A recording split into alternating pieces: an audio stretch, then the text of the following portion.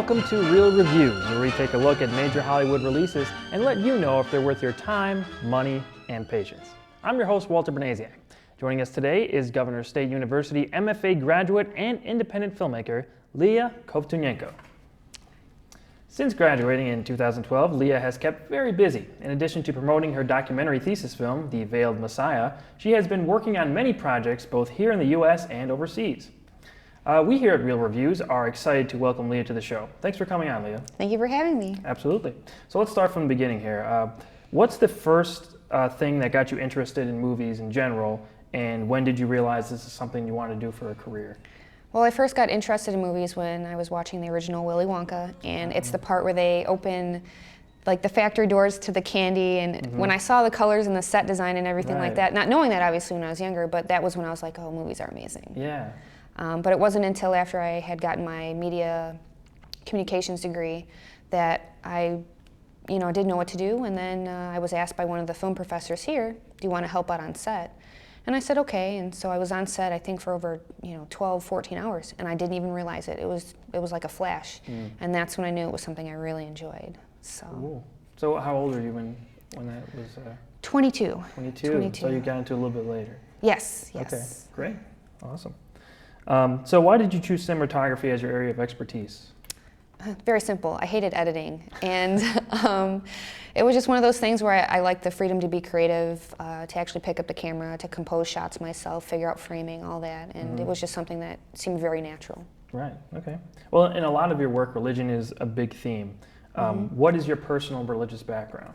My religious background is my dad's Christian, my mom's Jewish, but they both believe that Jesus is the Messiah, so it was one of those kind of interesting ways to be raised, celebrating Christmas, but also Hanukkah or Easter, and then also, Passover. So. Right. Do you still do that? Occasionally, yeah.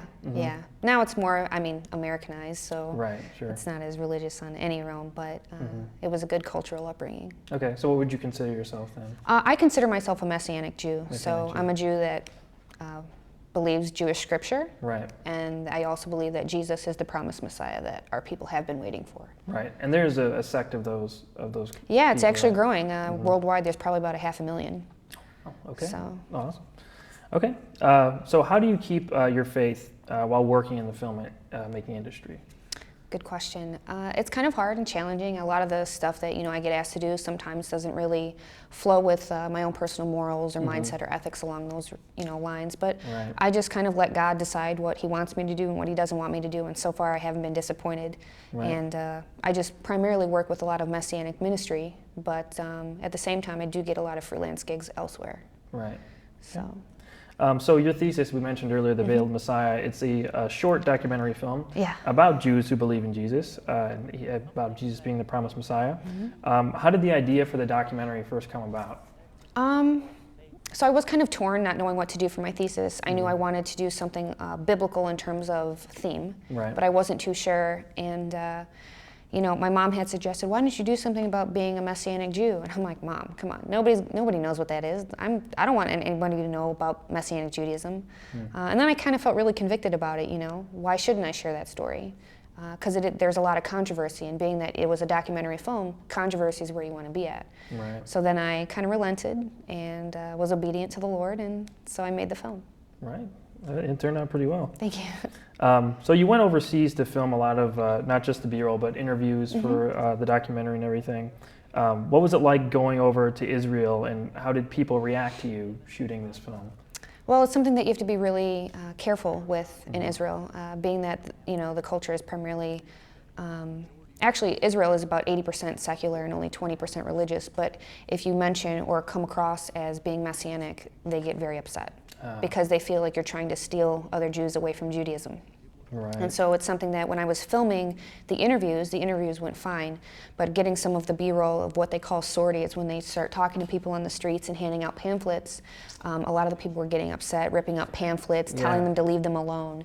So I just pretended to kind of take pictures, and that's the beauty of having a DSLR camera. People can't tell you're taking footage necessarily, so just staying in the background. Right. So there was like some blowback from people there about what you were doing, or did you tell people that you were filming that documentary? I did not tell people. Try to keep it under your hat. Right, because even with the Israeli government, if they find out that your intentions are other than that, they cannot let you come into Israel. So even though I'm Jewish, they don't necessarily care at that point. Right. When you got there, I mean, you did get a lot of really interesting B-roll and everything of people walking around, just how everything looks there. What was your favorite spot when you went over there? My favorite spot is like Tel Aviv. It's like Chicago, but on the Mediterranean. So that was the closest way I could assimilate being home.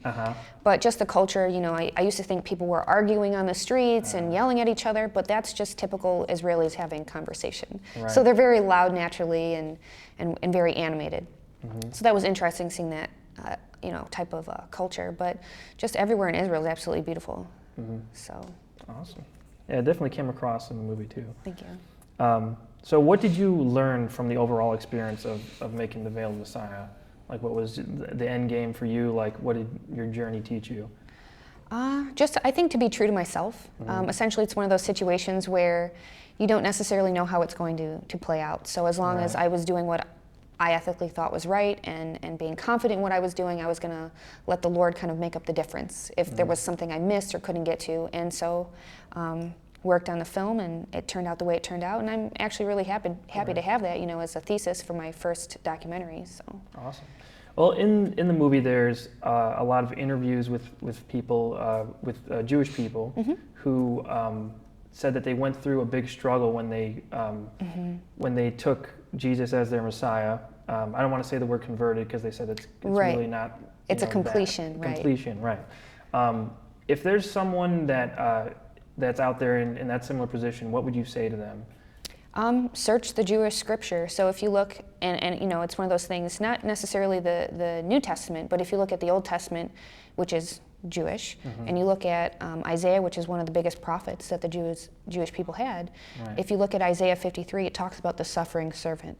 And if you read that passage, you can't help but deny there's a strong connection between what Jesus went through. And it's one of those things where, Jesus didn't come across, as not being Jewish. He was more Jewish than anybody I can think of in history. And so it's one of those things, just because I'm Jewish, and I believe Jewish scripture, and I believe that Jesus, who was Jewish, is also the Messiah, that doesn't make me any less of a Jew. So the main, concept of the film is it's a struggle of identity, because as soon as you tell a Jewish person, oh, I believe in Jesus, they tell you you're not Jewish anymore. And so once you get comfortable with who you are and your identity, you can figure that out, but seek the scripture and then, ask God to reveal himself. Right. Yeah, there is a difference I noticed while watching the documentary, the ethnicity of being Jewish and then the actual religion. Right. You said, or the narrator in the movie said that most of the people who live in that area that you filmed weren't even religious? Right, so 80% of Israel's population is secular, meaning they don't follow any religion. Right. But ethnically, they're Jews. Yeah. So being Jewish is not just, a religion, it's a race. Yeah. So a lot of people don't understand that, and so they just assume being Jewish goes along with religion. But there's Jews who are Buddhists, there's Jews who are atheists. Right. I just happen to be a Jew who believes in Jesus, so that doesn't make me any less Jewish. So that's something that we kind of address in the film. Right, okay, awesome. So you've been through this now, you've gone overseas, not to just do the documentary work, but you've been doing other stuff overseas. You want to talk about that? Yeah, so basically the film itself was put online as, free just for people to watch in case they had any questions. And I got a call from a ministry, actually based out of Texas, but it was their Canadian branch. And they said, hey, we saw your film. Would you be interested in filming in Israel? And I said, yeah. So it ended up being this past summer. I was in Israel for 7 weeks, filming the historical, geographical, and biblical aspects of the land. And so the production is actually done in that realm, but now I'm working on the post-production part of actually creating a DVD series for this ministry. Wow. So a lot of work. I'm a little anxious about it, but it'll be okay. Awesome. So what would be next for you then? What are you planning on doing next? More films or? Films, the way they come in, I get small freelance gigs through other Messianic ministries. There's one in the Chicago area that I just contacted last week or whatnot, and then I teach full time. So always doing small jobs here and there, and then I just see what happens. Awesome. So. Where do you want to end up then? I mean, what would be the where you want to end up in the industry in general? Like, where would you want to say at the end of your career, I accomplished what I set out to do? Just more, I think, films in the Messianic kind of movement. I'd like to start somewhat of a Messianic film movement to see if we can get more films with those kind of themes and underlinings. But, moving to LA, I wouldn't turn down either. So, really? Okay. Yeah, just the networking out there, the environment. Right. But yeah. Would you be interested in doing like big budget kind of movies if the opportunity ever presented itself? Absolutely. Yeah. Absolutely. Okay. Absolutely. Okay, awesome.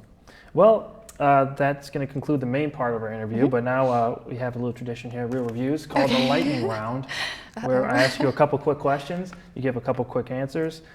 This third one I'm going to ask, you can embellish on a little bit, but these first two, let's just go one word. You ready? Okay. Okay. Favorite cinematographer? Steven Soderbergh. Okay. Favorite movie? The Neverending Story. All right, I'm going to break tradition a little bit. Why is Neverending Story your favorite movie? That film changed my life in the sense of that was the first time I really understood like film and fantasy, and it just, I saw it like 25 years ago and it stuck. So I still love it. I have like a little iPad cover that has a little Oren on it. Yeah, it's amazing. So it's just really special to me. Did you like the sequels? The second one was okay, the third one was garbage. Yeah, Jack Black was in it, so they have that going. He can't save everything. You're right. What's your favorite Bible verse and why? Okay, my favorite Bible verse is Philippians 4:6-7. Be anxious for nothing, but in everything through prayer and supplication with thanksgiving, make your requests be made known to the Lord, and the peace of God will, transcend all understanding. So that's great. Okay. Well, Leah, I really want to thank you for coming on the show. And I want to thank you for talking with us today about your filmmaking experience in general. Make sure to check out The Veiled Messiah at the link below. You can check it out anytime on Vimeo.com. Stay tuned for more Real Reviews coming soon. And remember, if it's not reviewed here, it just isn't real. I'm Walter Banasiak, and I will see you at the movies.